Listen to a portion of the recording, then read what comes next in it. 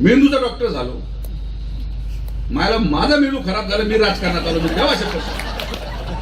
आपण शिक्षण घेतलं, आपण म्हणतो लोकांचे मेंदू ठीक करू, पण आपलाच ठीक नाही राहिला. आपण आलो इथं राजकारणामध्ये मतं मागायला.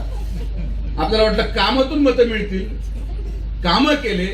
40 वर्ष फ्लायओव्हरचं काम होत नव्हतं, आपण 2 वर्षात उरकून टाकलं. नगरचा बायपास संपवला, नगर करमाळा संपवला.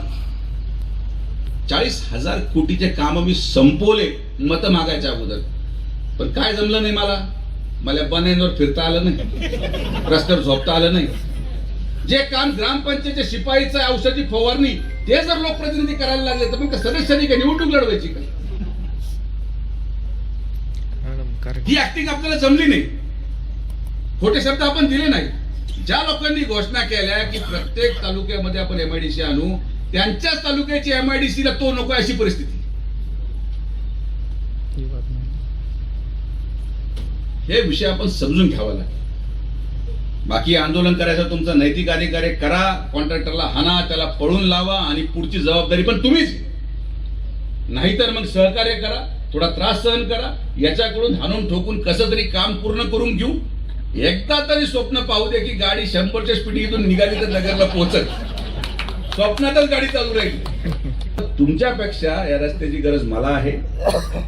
हा रस्ता मी तुम्हाला पूर्ण करून देईन. ठीक आहे, त्याच्यामध्ये चुका होतील, कधी खड्डे पडल, तुटल, पण रस्ता होईल आणि परत दुरुस्त करू ना. दुरुस्त करायचं तरतूद त्याच्यामध्ये आहे. 10 वर्ष त्याला दुरुस्त करायचं आहे. खड्डा पडला का 10 लोक व्हिडिओ काढायला पोहोचतात, पहा खड्डा पडला. मग ट्रॅफिक पण सांभाळा ना बाबा. नुसतं व्हिडिओ कशाला काढतो? 3-3 तास लोकांना जाम मध्ये उभं राहावं लागत होतं, तेव्हा पुढे होते सगळे यार. तर माझी सगळ्या लोकांना हात जोडून विनंती आहे की हा त्रास आपल्याला सहन करावा लागेल. आपण हा रस्ता मिळून पूर्ण करू. तुमच्या वेदना, तुमच्या भावना याचा पूर्णपणे सन्मान करतो. मला कोणाचाही अपमान करायचा नाही. तुमची भूमिका रास्त आहे, पण वास्तविकता देखील या युद्धामुळे असलेली तेलाची परिस्थिती, युद्धामुळे असलेल्या डांबर उपलब्धतेची परिस्थिती, आजही मार्केटमध्ये डांबर उपलब्ध नाही. आज जिल्ह्यामध्ये कुठलीही गोष्ट घडली म्हणजे मी अशा परिस्थितीमध्ये आहे की कुठल्याही प्रकारे काही जरी घडलं तरी न कळत माझं नाव त्यामध्ये टाकलं जातं.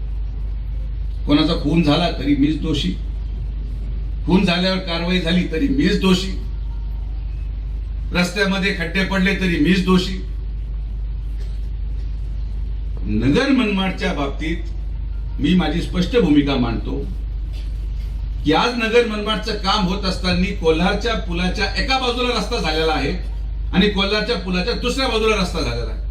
ठेकेदार तोच आहे, मटेरियल तेच आहे, खडी तीच आहे. मग असं काय घडलं की पुलाच्या पलीकडं 55 किलोमीटर मध्ये एकही खड्डा पडत नाही आणि इकडे मात्र रस्ता पूर्ण धसलेला आहे. याचा विचार आपण करणं आवश्यक आहे. कारण की तिथं त्या ठेकेदाराला पूर्णपणे संरक्षण मिळालं.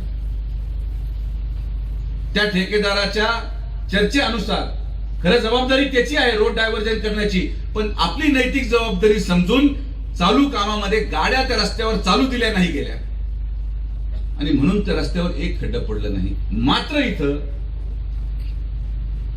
जेव्हा खडी टाकली गेली, ट्रॅफिक जॅमच्या नावाखाली कोणीही येऊन तो रस्ता उघडला आणि त्याच्यावर गाड्या चालल्या. जे ब्रिज तुटलेले आहेत, या ब्रिजवर त्याचा क्युरिंग पिरियड 28 दिवस होता, पण 5व्या दिवशी त्याच्यावर गाड्या घालण्यात आल्या.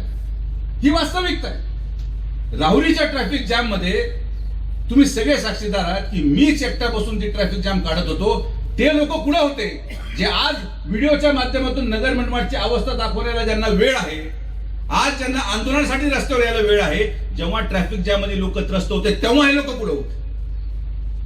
कोणी थांबायला तयार नाही. खडी टाकली, डांबर टाकलं का लगेच त्याच्यावर गाडी चालल्या. कसा रस्ता टिकणार? कॉन्ट्रॅक्टर दोषी आहे, 100% आहे. पण एक गोष्ट मी तुम्हाला आवर्जून सांगतो की जर हा कॉन्ट्रॅक्टर पळून गेला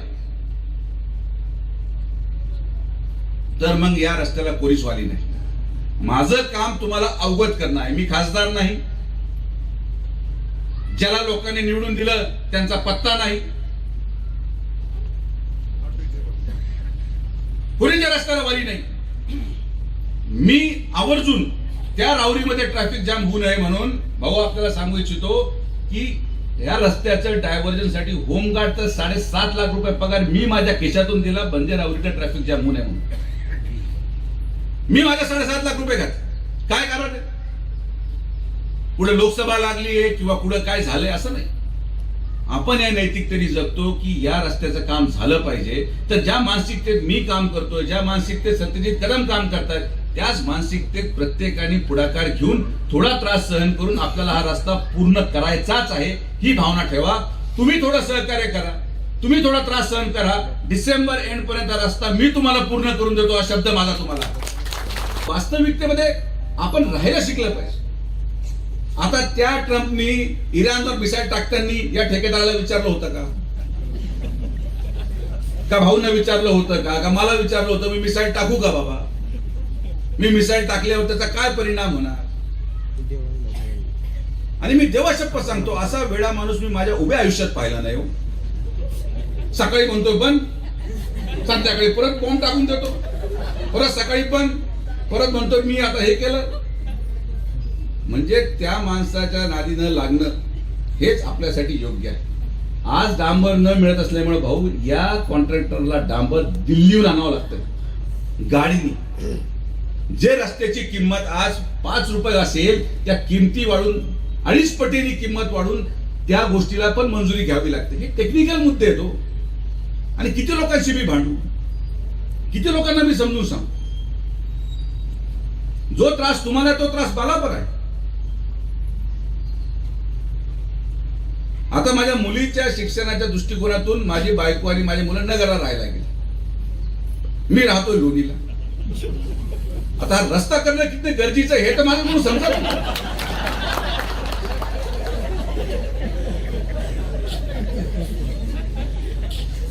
मला पण बरं वाटतं रस्ता खराब आहे पण करावंच लागणार, त्याला पर्याय नाही. मला जावं यावं लागतं. जो त्रास तुम्हाला आहे तो त्रास मला आहे. कदाचित तुम्ही इथून निघाला तर राहुरीला थांबालो, मला रोज नगरहून येऊन जाऊन करायचं. तर जनतेच्या त्रासाला आम्ही पूर्णपणे ज्ञात आहोत. पण या त्रासाचं उत्तर आंदोलन नाही, या त्रासाचं उत्तर ठेकेदाराच्या लोकांना मारहाण करणं नाही. राहुरीमध्ये रात्री त्या ठेकेदाराच्या लोकांना जे साईड गटर करत होते त्यांना हाणलं. आज एकही कर्मचारी त्या ठेकेदाराचा राहुरीमध्ये जायला तयार नाही. काय केलं पाहिजे? कोण जाणार तिकडे? मी जाऊन आता कॉन्क्रीट आणि सेंटरिंगचं काम करू? असं नाही होऊ शकत. आणि तुम्हाला माझं बोलणं वाईट वाटत असेल, मी याच्यावर पण ट्रोल होणार आहे. करा, किती ट्रोल करायचं मला काही फरक पडत नाही. तुम्ही ट्रोल करा, काही करा, पण 2 गोष्टीची वास्तविकता समजून घ्या. हा रस्ता या ठेकेदाराकडून झाला नाही तर परत होणार नाही. आणि दुसरा, हा रस्ता कोणी पूर्ण करू शकतो तो फक्त सुजय विखे पाटीलच पूर्ण करू शकतो, ही पण वास्तविकता.